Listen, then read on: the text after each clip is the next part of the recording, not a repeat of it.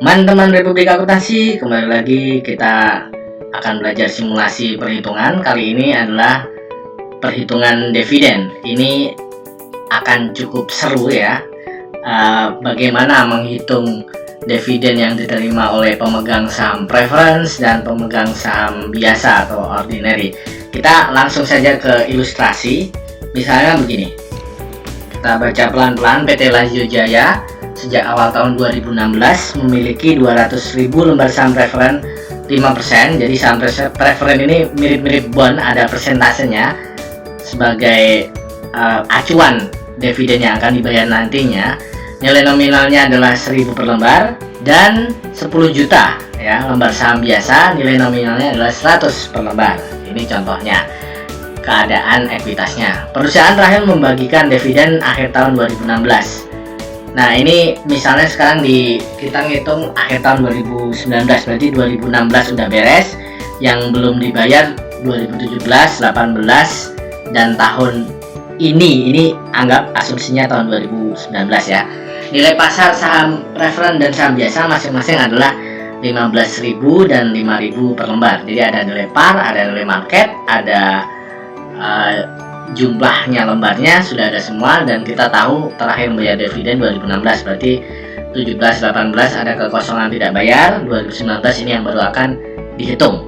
Selanjutnya diketahui bahwa tahun 2019 ini perusahaan akan membagi dividen 100 juta. Ini totalnya ya, baik untuk preferen maupun untuk ordinary. Dan preferen yang tadi, yang 200.000 lembar tadi, fiturnya tidak ada fitur kumulatif, tidak ada fitur participating, jadi preferen saja. Kita tidak akan menjelaskan ke sini bagaimana definisinya, langsung saja ke efek perhitungannya. Oke, kita catat dulu. Non kumulatif, non participating, preferen dan ordinary. Yang preferennya jumlah lembarnya 200.000 dikali parnya atau nominalnya 1.000. Sedangkan yang ordinary jumlah lembarnya adalah 10 juta dikali parnya 100. Totalnya 1,2 miliar dan akan membagi dividen 100 juta. Dividen 100 juta ini bagaimana bagian preferen ordinary-nya? Oke, yang pertama tentu yang berhak dibagi adalah preferen dulu. Hak preferennya adalah 5% kan. Sebelumnya ini 200 juta kali par, ini 200.000 kali par, ini 10 juta kali par ya. Jadi selalu yang dijadikan dasar perhitungan pembagian dividen ini adalah nilai par, bukan nilai pasar 15.000 dan 5.000 ini. Jangan sampai terkecoh, karena dividen ini tidak fluktuatif naik turun tergantung nilai pasar, tidak ada, tapi dari nilai parnya saja. Ini 15.000 dan 5.000 tidak dipakai. Jadi 200.000 kali 1.000 dan 10 juta kali 100. Ini perlu dicatat, penting. Oke, lanjut. 5% dikali nilai yang 200 juta ini, 10 juta. Oke, setelah 10 juta sisanya berapa? Sisanya adalah 90 juta. Ini langsung dibagi ke ordinary ya. Selesai di sini sebenarnya. Kalau di total preferennya dapatnya 10 juta, ordinary dapat 90. Totalnya adalah 100 juta ya. Kalau melihat per saham per lembarnya, maka tinggal kita bagi dengan jumlah saham beredarnya. Ini 200.000 ketemu 50, yang ini 10 juta.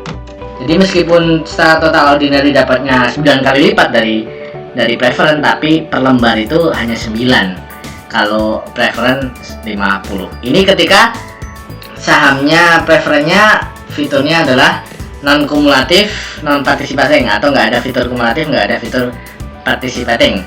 Selanjutnya, bagaimana jika ada fitur tertentu, misalnya seperti ini, sama kayak tadi, tapi hanya bedanya preferennya punya fitur kumulatif tapi non participating. Oke, efeknya apa? Kita cek di sini kumulatif. Nah, kalau kumulatif kita harus lihat berapa tahun sih dalam tanda kutip perusahaan ini nunggak tidak membayar saham dividen untuk saham preference ya. Kita cek di soal tadi, awal tahun 2016, akhir tahun 2016 adalah terakhir kali bayar dividen, berarti 17/18 kosong. Ini harus dibayar dulu di saham preference karena kumulatif. Kalau non kumulatif yang kelewat lupakan. Tapi kalau kumulatif yang kelewat ketika nanti akhirnya ada bayar dividen harus dibayar di situ. Ini yang disebut dividen in arrears. Kita tulis saja in arrears. Yang nunggak-nunggak tahun lalu. Berapa? 5%. Kan ini persentasenya 5%. Dikali berapa tahun? 2 tahun. Dikali berapa nilainya? Ya 200 juta ini. Ini dividen in arrears-nya dikasih dulu ke preference. Kemudian yang tahun ini kan 5% juga. Ini harus dikasih juga dulu ke preference. Oke, selesai urusan preference. Baru kemudian sisanya berapa? 100 dikurangi 30.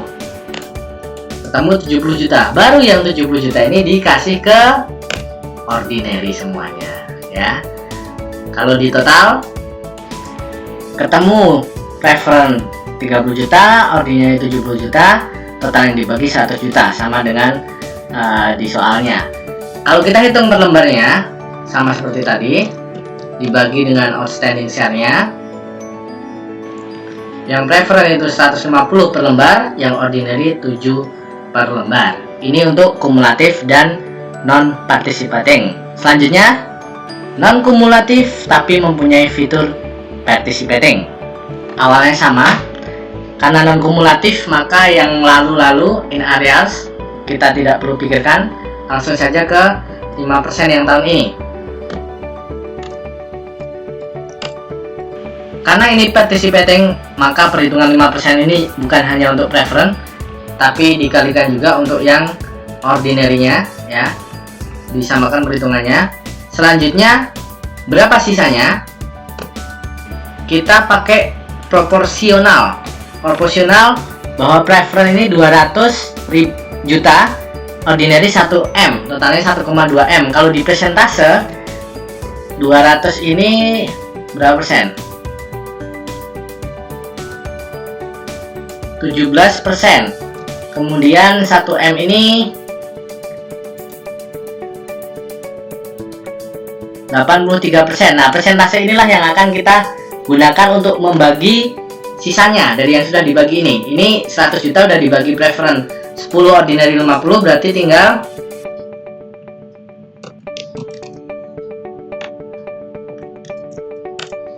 40 juta. 40 juta ini baginya bukan dibagi 2 sama rata, tapi berdasarkan proporsi 17% untuk preference, 83% untuk ordinary. 17%, 83%.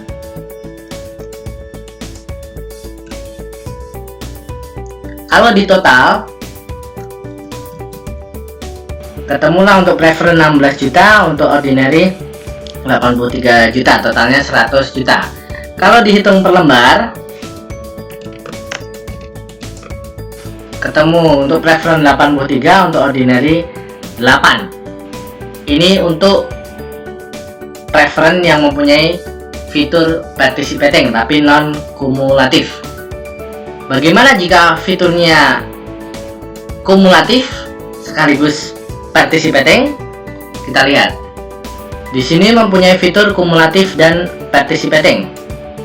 Karena kumulatif, maka kita harus menghitung dulu dividen in arrears, yaitu selama 2 tahun yang nggak dibagi, tahun 2017 dan 2018.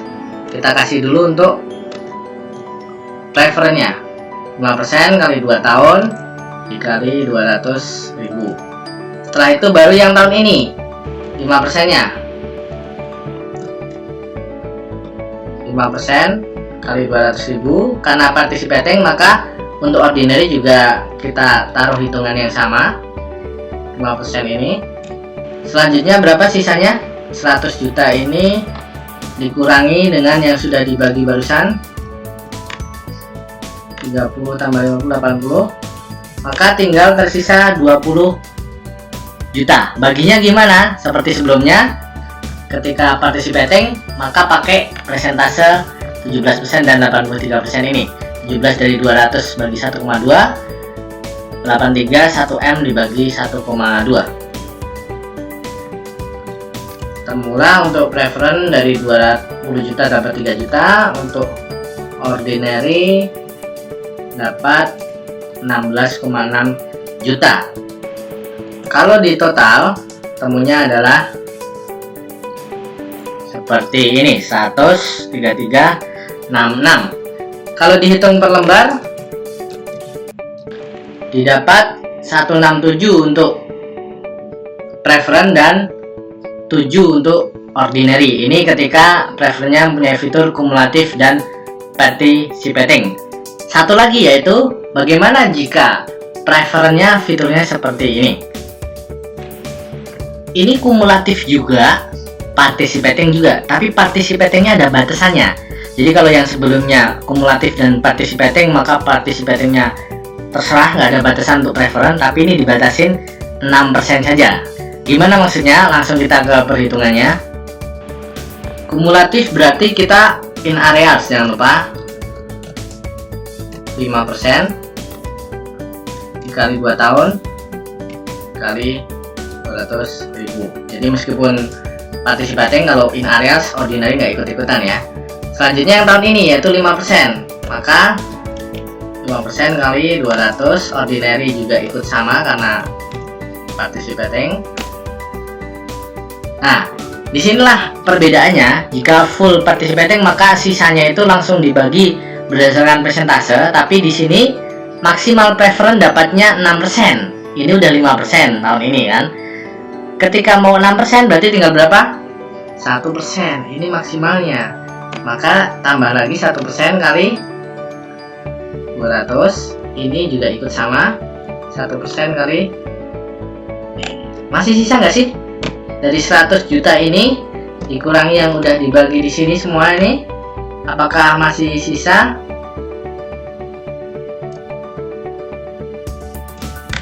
Ternyata masih ada 8 juta. Nah, 8 juta ini nggak usah mikir. Karena preference udah full nih 6%, maka 8 juta lari semua ke ordinary. Kalau di total ketemulah preference 32, ordinary 68, dan totalnya 100 juta. Mungkin ada pertanyaan, bagaimana kalau ternyata ini 1% ini udah nggak ada sisa di sini?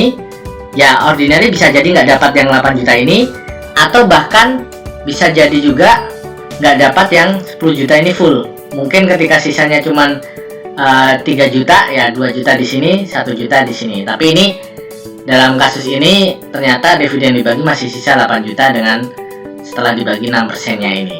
Maka semuanya lari ke ordinary.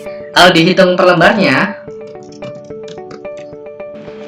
ketemulah preference 160 dan ordinary 7. Nah, itu untuk perhitungan berbagai macam dividen, berbagai macam fitur preference ya, baik itu kumulatif, participating atau non kumulatif, non participating. Bisa teman-teman review kembali, semuanya sudah lengkap ada di sini. Silahkan download Excel-nya, bisa dieksplor. Demikian, semoga bermanfaat. Mari terus membumikan akuntansi bersama Republik Akuntansi.